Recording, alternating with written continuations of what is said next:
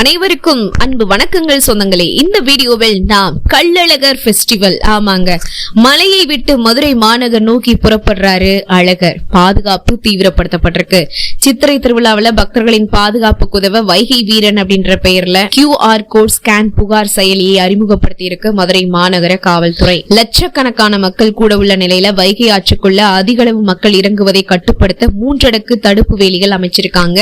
மதுரை நோக்கி அழகர் கிளம்புறாரு. ஆமாங்க, உலக பிரசித்தி பெற்ற மதுரை மாவட்டம் அழகர் மலை கள்ளழகர் கோவில் சித்திரை திருவிழா கடந்த 8ஆம் தேதி தொடங்கி நடைபெற்றுட்டு வருது. மண்டுக முனிவருக்கு சாப விமோசனம் அளிக்கிறதுக்காக இன்னைக்கு மாலை கள்ளழகர் தங்க பல்லக்குல மதுரை மாநகர் நோக்கி புறப்பாடாகக்கூடிய நிகழ்வு நடைபெற இருக்கு.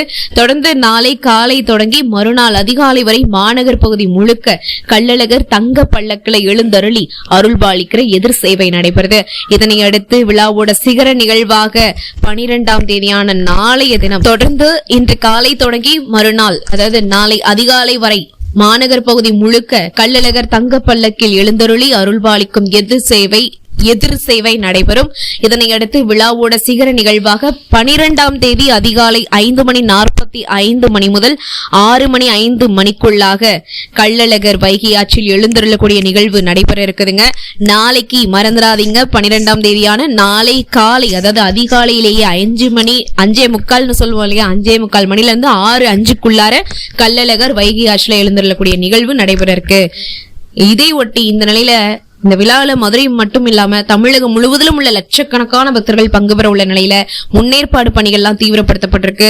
கள்ளழகர் வைகை ஆற்றில் எழுந்தருள்ள பகுதியான ஆழ்வார்புரம் ஆற்று பகுதியில மண்டகப்படி அமைக்கிற பணிகள் நடைபெற்றுட்டு வருது. கள்ளழகர் எழுந்தருளும் போது வைகை ஆற்று பகுதிக்குள்ள அனுமதிக்கப்படுற பக்தர்கள் பாதுகாப்பா சாமி தரிசனம் செய்யறதுக்காக 3 அடுக்கு தடுப்புகள் அமைக்கப்பட்டிருக்கு.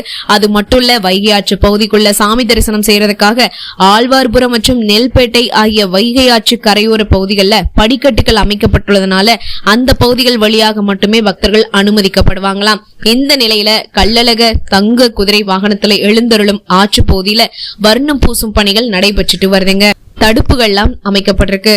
கோரிப்பாளையம் மேம்பால பணிகள் நடைபெற்று வரக்கூடிய அமெரிக்கன் கல்லூரி மற்றும் செல்லூர் சாலை வைகையாற்று பகுதியில மேம்பால தூண்கள் முழுவதுமா தடுப்புகள் அமைச்சு பாதுகாக்கப்பட்டிருக்கு. மேலும் மேம்பால பணிகளுக்காக வைக்கப்பட்ட உபகரணங்கள் அகற்றப்பட்டு முழுவதிலும் பாதுகாக்கப்பட்ட பகுதியாக கொண்டு வரப்பட்டுள்ளதுங்க. கிருத்துமால் நதி கால்வாய் அமைந்துள்ள பகுதி முழுவதிலும் மிகப்பெரிய தடுப்புகள் அமைக்கப்பட்டிருக்கு. ஆற்றில உள்ள பக்தர்கள் கள்ளழகர் எழுந்தருளும் பகுதிக்குள்ள வந்துடக்கூடாது அப்படின்றதுக்காக 12 அடி உயரத்துக்கு கம்பி வேலிகள் அமைக்கப்பட்டிருக்கு. மேலும் ஆழ்வார்புரம் பகுதி முதல் தீர்த்தவாரி நடைபெறக்கூடிய ராமராயர் மண்டகப்படி வரைக்கும் தடுப்புகள் அமைக்கப்பட்டு வாகனங்கள் போக்குவரத்திற்கு தடை விதிக்கப்பட்டு பக்தர்கள் மட்டும் வருகை தருவதற்கு அனுமதி அளிக்கப்படுமா. பக்தர்கள் வைகை ஆற்றுக்குள்ள இறங்கக்கூடிய பகுதியில கழிவுநீர் கால்வாய் செல்றதுனால கழிவுநீர்ல இறங்குவதை தடுக்கக்கூடிய வகையில காவல்துறை சார்பில் தடுப்புகள்லாம் அமைக்கப்பட்டிருக்கு. கள்ளழகர் சித்திரை திருவிழாப்போ வரக்கூடிய வாகனங்களை நிறுத்துவதற்கான மாநகரின் பல்வேறு பகுதிகளிலுமே தனித்தனியான பார்க்கிங் இடம் ஒதுக்கீடு செய்யப்பட்டிருக்கு.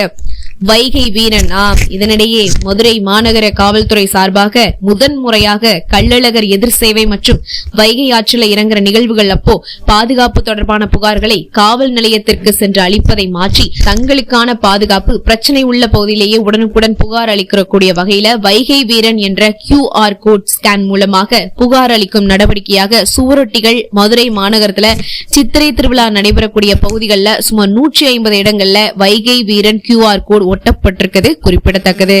என்ன சொந்தங்களே, கிளம்பிட்டீங்களா மதுரைக்கு? சித்திரை திருவிழாவை போய் நாளைக்கு அதிகாலையில 5:45 இருந்து 6:05 வரைக்கும் கள்ளழகர் ஆற்றில் இறங்கி நமக்கு அருள்பாலிக்க உள்ளார். இந்த ஒரு அற்புதமான காட்சியை நீங்க எல்லாருமே போய் தரிசனம் பண்ணிட்டு வருவீங்க அப்படின்னு நம்புறேன் அப்படின்னு சொல்லிட்டு இந்த வீடியோ நான் இங்கே நிறைவு செஞ்சுக்கிறேன்.